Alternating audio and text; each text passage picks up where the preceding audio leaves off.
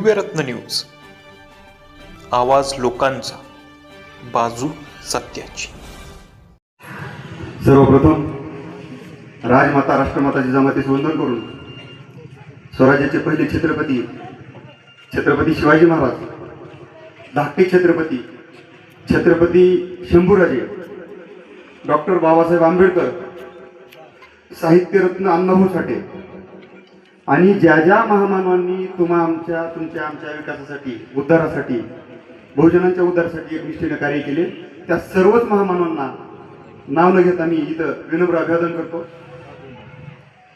आणि या पंचक्रोशीतील आपल्या या दहिपळ गावी खऱ्या अर्थानं श्री खंडोबा देवस्थान इथं आहे। खरं तर तुमचं आमचं हे कुलदैवत आहे, गावाचं दैवत आहे, जागृत देवस्थान आहे। आणि अशा ह्या पावनभूमीमध्ये आजची ही जिल्हा परिषद पंचायत समितीची प्रचाराची सभेला सुरुवात झालेली आहे। खऱ्या अर्थानं आज इथून सुरुवात झालेली आहे।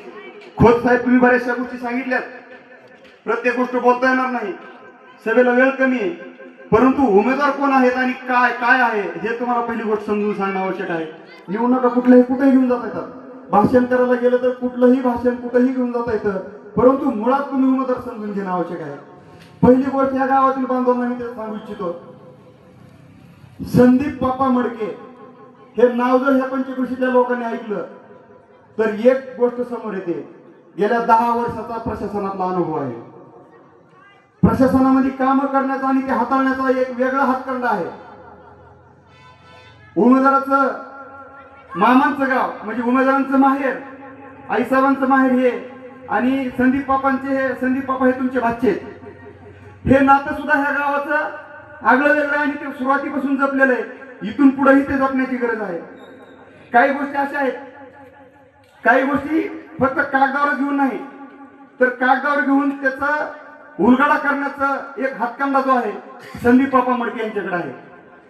दुसरी गोष्ट, मोहामध्ये केलेली विकास कामं सांगतो, प्राथमिक आरोग्य केंद्र होतं, त्याचं रूपांतर ग्रामीण रुग्णालयात करण्यात आलं। दुसरी गोष्ट, नागझरवाडीला आरोग्याचं उपकेंद्र माननीय तानाजी सावंत साहेब आरोग्यमंत्री होते, मागच्या 2.5 वर्षाच्या काळात उभा करण्याचं काम आलं। दुसरी गोष्ट, दहिपळमध्ये आरोग्य अधिकारी निवास हे जिल्ह्यामध्ये बऱ्याच ठिकाणी नाही, परंतु दहिपळमध्ये जवळपास 2 कोटी रुपयाचं बजेट असणारं आरोग्य अधिकाऱ्यांसाठी निवास जे आहे ते उभा करण्यात आलेलं आहे। मित्रांनो, एक गोष्ट लक्षात घ्या, माझ्या गावात सुद्धा आरोग्य उपकेंद्र आहे, बऱ्याचशा गावात आरोग्य उपकेंद्र आहेत, परंतु डॉक्टर तिथे येत नाहीत। पण जर डॉक्टरची निवासाची व्यवस्था झाली तर प्रत्येक वेळेस प्रत्येक पेशंटची सोय व्हावी हा उद्देश समोर ठेवून त्यांची निवासाची व्यवस्था इथं करण्यात आली। पंचक्रोशीतल्या लोकांना आता कळमला तालुक्याला, जिल्ह्याला जाण्याची गरज भासणार नाही, ही काळजी त्या माध्यमातून घेण्यात आलेली आहे। दुसरी गोष्ट, ह्या पंचक्रोशीमध्ये मोहा असेल, दहिपळ असेल, पंचक्रोशीतल्या प्रत्येक गावामध्ये 95/5 च्या माध्यमातून सिमेंट रस्ते करण्याचं काम केलं, माननीय तानाजी सावंत साहेबांच्या माध्यमातून आणि आमचे नेते एकनाथजी शिंदे साहेब आणि खासदार श्रीकांत शिंदे साहेब यांच्या माध्यमातून बरगतच्या असा निधी खडीकरांच्या कामाचा क्षेत्रस्ते बनवण्यासाठी आणण्यात आलेला आहे। हे काही वेगळं सांगण्याची गरज नाही, प्रत्येकाला माहिती कुठं वाद आहेत रस्त्यांचे, आणि त्या निमित्तानं तुम्हाला रस्त्याची कामं चालू आहेत हे माहित होत आहे। सगळ्यात महत्वाची गोष्ट बोलत असताना सर्वच प्रश्नांची जाण आहे, आणि एखाद्याला जर फक्त प्रश्नच पडला, एखाद्या अधिकाऱ्याकडे त्याचं उत्तर नसेल तर त्या प्रश्नाचं उत्तर आणि त्या प्रश्नाचा उलगडा करून देण्याची सामर्थ्य आणि वैचारिक हातखंडा हा संदीप पापा मडके यांच्याकडे आहे। आता उमेदवाराविषयी बोलणं आवश्यक आहे, निवडणूक आहे म्हणल्याच्या नंतर, परंतु आता मी खोत साहेब आपला विषय घेतो। 2 दिवसापूर्वी काय झालं काय नाही हे सगळ्या जिल्ह्याला माहिती आहे, आणि ही वेळ आमच्यावर का आली?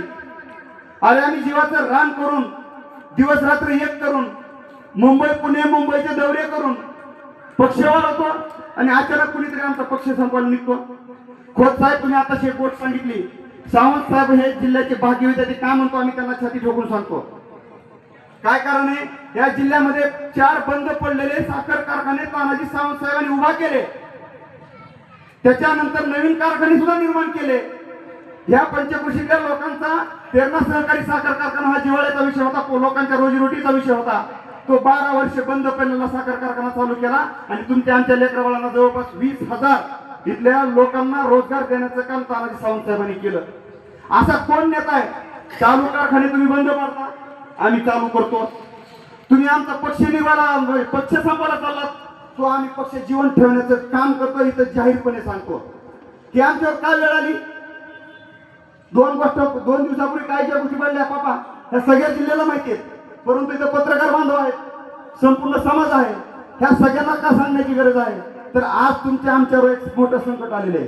ते म्हणजे जे हुजरेगिरी करत नाहीत, जे आमची मुजरेगिरी करत नाहीत, जे आमच्या दरबारी राजकारणामध्ये आमच्यापुढे झुकत नाहीत, असे सगळे लोक संपवा. जर झुकले तर ठीक आहे, नाहीतर ते संपवा आणि सगळ्याच पक्षात आपले लोक पाठवा, आपले घुसखोर पाठवा आणि त्या माध्यमातून या सगळ्या जिल्ह्यावर राज्य करा.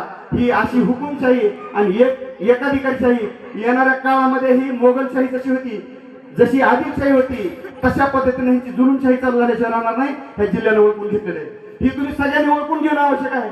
जर तुमचा भाचा जर तुमच्या गावासाठी एवढा विकासाचा निधी आणत असेल, काम करत असेल, तर त्याला संपून न देण्याचं काम तुम्ही करणं आवश्यक आहे. 2 दिवसापूर्वी खोत साहेब ते जाहीर बोलायची गरज नाही. गरज पडली तर मी जाहीर पत्रकार परिषद घेईल आणि तिथून सांगेल आज त्या गोष्टी इथं बोलणार नाही. कुणीतरी उठतं, 9च्या पुढे 10 रुपये येतं, फोन करतं, तुला जीवच मारील, तुला कमराच्या खालचा भागच गायब करील. आणि हिंमत लागते. आम्ही लपून छपून काम करणारी माणसं आहेत. पत्रकारांना माझं इथं सांगणं आहे, ह्या जिल्ह्यातल्या गावातल्या सगळ्या लोकांना आमचं सांगणं आहे, आम्ही जे करतो ते रोखठोक आणि परखड करतो. आम्ही एकनाथ शिंदे साहेबांचे कार्यकर्ते आहोत, श्रीकांत शिंदे साहेबांचे कार्यकर्ते आहोत आणि छाती ठोकून सांगतो माननीय तानाजी सावंत साहेबांचे कार्यकर्ते आहोत. हा पक्ष आम्ही संपू देणार नाहीत, त्या जिल्ह्यातला शिवसैनिक आम्ही संपू देणार नाहीत.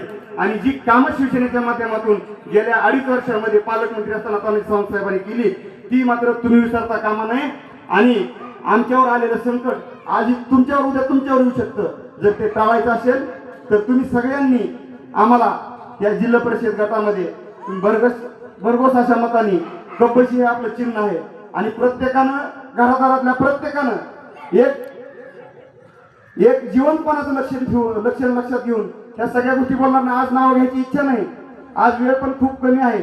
अगदी 9 पर्यंत सभा संपणार आहे. मला वाटतं मी तर जास्त बोलण्याची गरज नाही, परंतु हात जोडून तळमळीची एक विनंती आहे. तुमचा भूमिपुत्र म्हणून, तुमचा शेतकऱ्यांचा पुत्र म्हणून, खऱ्या सच्च्या कार्यकर्त्याला, तुमच्या जिव्हाळ्याचं काम करणाऱ्या कार्यकर्त्याला आणि खऱ्या अर्थानं पक्षवाढीसाठी, संघटनवाढीसाठी आणि जनतेसाठी आवडतर काम करणाऱ्या उमेदवाराला तुम्ही इथं निवडून देणं आवश्यक आहे. येणाऱ्या 7 तारखेला तुम्ही कब्बशी समोरचं बटन दाबून या जिल्हा परिषद गटामध्ये इतिहास घडवण्याची गरज आहे.